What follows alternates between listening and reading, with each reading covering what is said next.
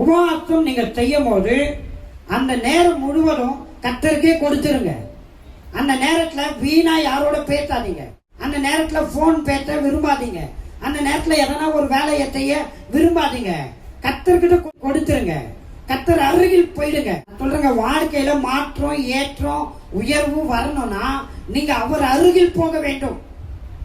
இந்த ஆவி, ஆத்மா, சரீரம் அவர் அருகில் போனாதான் நிறைவு அடைய முடியும். சொல்லுங்க, நான் அவர் அருகில், அவர் கிட்ட நான் போகும்போது, அவர் பாதத்தில் போகும்போது எனக்குள்ள மாற்றங்களை நான் பார்க்க முடியும். அவர் ஆலோசனை கொடுப்பார், அவர் ஆசீர்வதிப்பார், அவரையே ஊற்றுவார், கிருபைகளை அளிப்பார், வரங்களை அளிப்பார், வல்லமைகளை அளிப்பார், நன்மைகளை அளிப்பார். அதை நான் பெற்றுக்கொள்ள முடியும். ஆமெனா? நான் சொல்றேங்க, சிம்பிள், ரொம்ப ஈஸியான விஷயம். நீங்க உபவாசம் பண்ணும்போது முழுமையா உங்க மனது, இருதயம், உங்க நேரம் எல்லாம் அவருக்கே கொடுத்துருங்க. அப்படி கொடுத்து நீங்க உபவாசம் பண்ணி பாருங்க. இவ்வளவு நாள் நீங்க போராடி கொண்டு இருக்கிற, இவ்வளவு நாள் நீங்க பண்ணி கொண்டு இருக்கிற அந்த யுத்தம் முடிவுக்கு வரும். அந்த போராட்டம் முடிவுக்கு வரும். அந்த பிரச்சனை முடிவுக்கு வரும். அந்த பாடுகள் நீக்கப்படும். அந்த பாரங்கள் நீக்கப்படும். அந்த சுமைகள் நீக்கப்படும். ஹல்லேலூயா. உபவாசம் என்றால் என்ன? உபவாசம் அப்படின்னு பிரிக்கும் போது, உபம் என்றால் அருகில், உப அப்படி என்றால் அருகில், வாசம் என்றால் இருத்தல், வாசம் செய்வது, அங்க இருத்தல், உப வாசம். அப்போ அருகில் இருப்பது. உபவாசிக்கிறவங்க யார் அருகில் போறாங்க? கர்த்தருடைய அருகில். எத்தனை பேர் அவர் அருகில் செல்ல போறீங்க? கர்த்தர் அருகில் நீங்க சென்று பாருங்க, மாற்றங்களை பார்ப்பீங்க.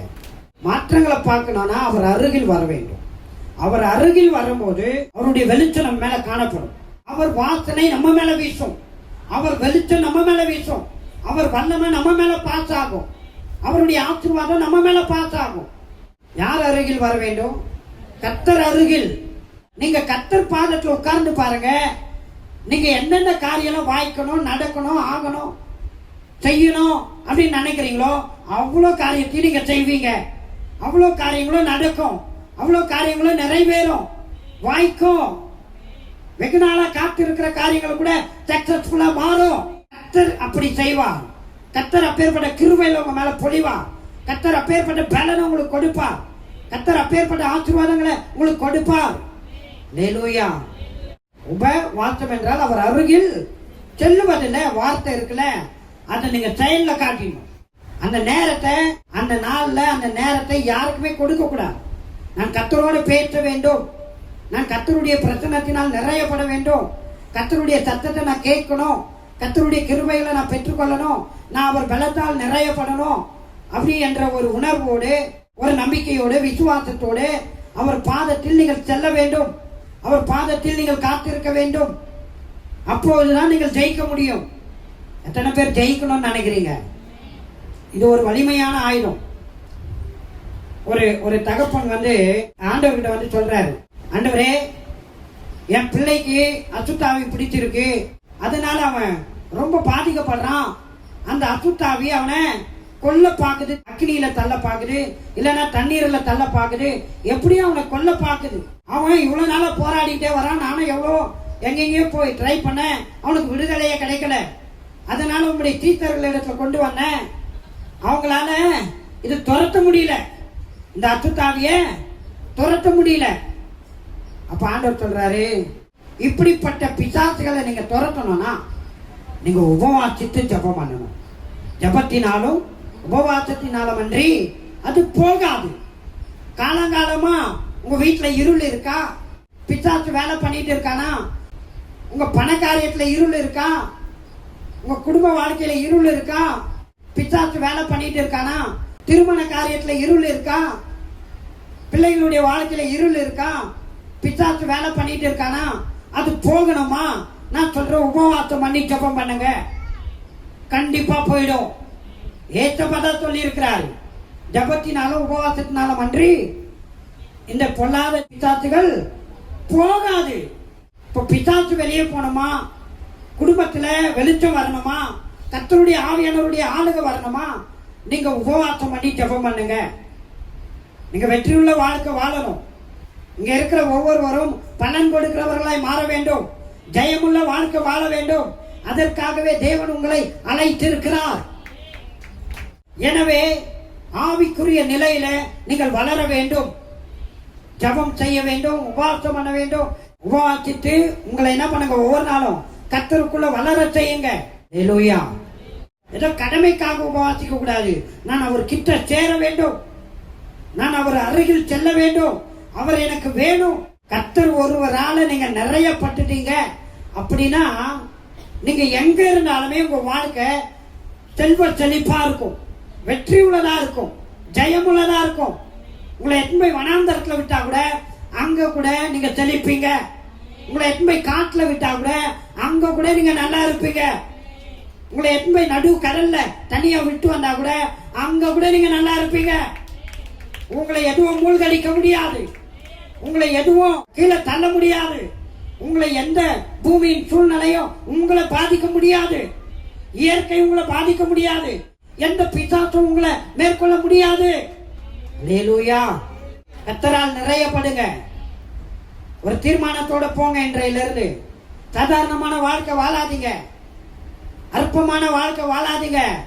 அற்புதமான வாழ்க்கைக்கு தேவன் உங்களை அழைத்திருக்கிறார். சொல்லுங்க, அற்புதமான வாழ்க்கைக்கு தேவன் என்னை அழைத்திருக்கிறார். நெகேமியா என்கிற தேவனுடைய தாசர் ஒரு காரியத்துக்காக ஆண்டவர் சமூகத்துல உபவாசித்து ஜெபம் பண்றாரு. அவர் ஜெபம் பண்றதுனால அவரை கொண்டு ஆண்டவர் பெரிய மாற்றங்களை கொடுக்கிறார். நான் சொல்றேங்க, நீங்க உபவாசித்து ஜெபம் பண்ணீங்கன்னா உங்களை கொண்டு உங்க குடும்பத்துல மாற்றங்களை கொடுப்பார்.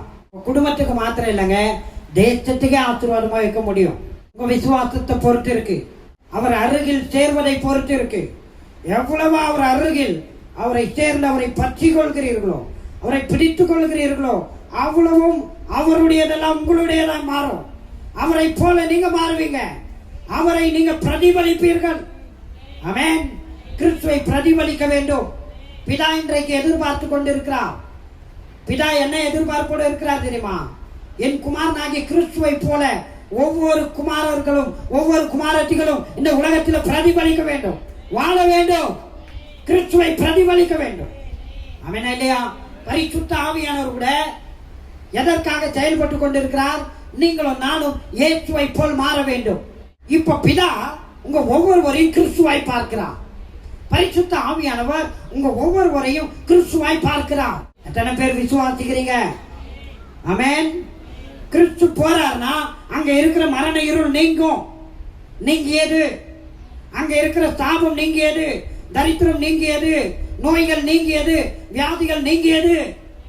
இதே வாழ்க்கைக்கு தான் பிதா உங்களை அழைத்திருக்கிறார். இதே வாழ்க்கைக்கு தான் பரிசுத்த ஆவியானவர் உங்களுக்கு உதவி செய்ய அவர் ஒவ்வொரு நாளும் காத்து கொண்டு இருக்கிறார். கர்த்தருடைய ஆவியானவர் உங்களை கிறிஸ்துவை போல மாற்றாம இங்க இருந்து அவர் போறதா இல்ல. பரிசுத்த ஆவியானவர் எப்போ வந்தார் தெரியுங்களா? கிறிஸ்து எப்போ போனாரோ அப்பவே அவர் வந்துட்டார். பூலோகத்துல இப்ப யார் இருக்கிறது? பரிசுத்த ஆவியானவர். பரிசுத்த ஆவியானவர் எதற்கு இருக்கிறார்னா நம் ஒவ்வொருவரையும் கிறிஸ்துவை போல் மாற்றுவதற்காக. அப்ப கிறிஸ்துவை போல மாறணும்னா கிறிஸ்து சொல்ற காரியங்களை நாம் கை கொள்ள வேண்டும். உபவாசித்து ஜெபம் பண்ணுங்க அப்படின்றா ஜெபம் பண்ணணும். நீ உபவாசம் பண்ணி ஜெபம் பண்ணு, உனக்கு ஒரு பலன் உண்டாகும். என் பலத்தால் நிறையப்படு, என் சமூகத்துல வா, என் பாதத்துல காத்திரு, உன்னை நான் நிரப்போம் அப்படின்றார். நிறைய பேர் நம்முடைய நேரத்தை வீணாக்கி இருக்கிறோம். இனி நேரத்தை வீணாக்காதீங்க. இனி ஆகிலும் எழும்புங்க. மறுபடியும் அதே பழைய வாழ்க்கைய வாழ்ந்துட்டு இருக்காதீங்க. அதே ஊர் கதை, உலக கதை, இதையே மனத்துல போட்டு அதையே சிந்திக்கிட்டு அதையே பேசிக்கிட்டு இருக்காதீங்க. அவர் பாதத்துல போங்க. அவர் நிரப்ப ரெடியா இருக்கிறார். அல்லேலூயா. மகா நின்று நீங்கணுமா? பாடுகள் நீங்கணுமா? இடிக்கப்பட்டிருக்கிறத கட்டப்படணுமா? நான் சொல்றேன், நெகேமியாவை போல உபவாசித்து ஜெபம் பண்ணுங்க. நெகேமியா உபவாசித்து ஜெபம் பண்ணா கர்த்தர் இறங்கினார். கர்த்தர் அவனுக்கு தயவு செய்தார். கர்த்தருடைய தயவுள்ள கரம் அவன் மேல் வந்து இறங்கியதான். அவன் கர்த்தரிடத்தில் தன்னை ஊற்றினான். அவர் அருகில் சென்றான், அவரை பற்றி கொண்டான். ஆண்டவரே, நீங்க இல்லாம வெளிச்சம் வராது, நீங்க இல்லாம எங்க வாழ்க்கை வளமாய் மாறாது, எங்க வாழ்க்கை சூழ்நிலைகள் மாறாது, நீங்க வேணும் ஐயா, உம்முடைய உதவி வேணும், உம்முடைய தயவு வேணும்.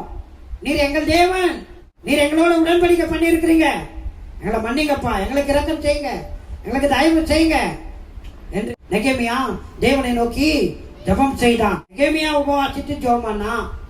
ராஜாவுடைய கண்கள்ல அந்த ராஜா இறங்கி தயவு கிடைக்க பண்ணினார். எத்தனை லட்சம் தேவையோ, எத்தனை கோடி தேவையோ அவ்வளவும் கொடுத்து, கூட ஆட்களையும் அனுப்பி, எல்லா பொருட்களையும் கொடுத்து, நீ போயிட்டு எல்லா வேலையும் முடிச்சுட்டு நீ எப்போ வரைய வா அப்படின்னு சொல்லி நெகேமியாவை அடிமை தேசத்திலிருந்து அனுபவிக்கப்பட்டான். ராஜாதி ராஜாவுடைய பாதத்துல வந்தா உலகத்துல இருக்கிற ராஜாக்கள் உங்க பக்கம் வருவார்கள். உலகத்துல இருக்கிற நன்மைகள் உங்க பக்கம் வரும். உலகத்துல இருக்கிற ஆசீர்வாதம் உங்க பக்கம் வரும். உலகத்துல இருக்கிற சமாதானம் உங்களிடத்தில் வரும். ஒரு அடிமையா வந்தவன் வேலை செஞ்சுட்டு இருக்கிறான். இவ்வளவு ஒரு பெரிய தயவு எப்படிங்க வந்தது? உபவாசித்து ஜெபம். நீங்க பெரிய தயவை பார்க்கணுமா, பெரிய இரக்கத்தை பார்க்கணுமா, பெரிய ஆசீர்வாதத்தை பார்க்கணுமா, நிந்தைகள் நீக்கப்படணுமா, சாபம் நீக்கப்படணுமா, இடிக்கப்பட்ட காரியங்கள் எல்லாம் கட்டப்பட்டு எழுப்பப்படணுமா, குடும்பங்கள் கட்டப்படணுமா, நான் சொல்றேன், கர்த்தருடைய பாதத்தில் வாருங்கள், அவர் அருகில் சேருங்கள், அவரை நாடுங்கள், அவரையும் அவருடைய வல்லமையும் நாடுங்கள். வேதம் என்ன சொல்லுது? கர்த்தரையும் கர்த்தருடைய வல்லமையும் நாடுங்கள், அவர் சமூகத்தை நித்தம் தேடுங்கள். ஆமென். எத்தனை பேர் அதை செய்ய போறீங்க?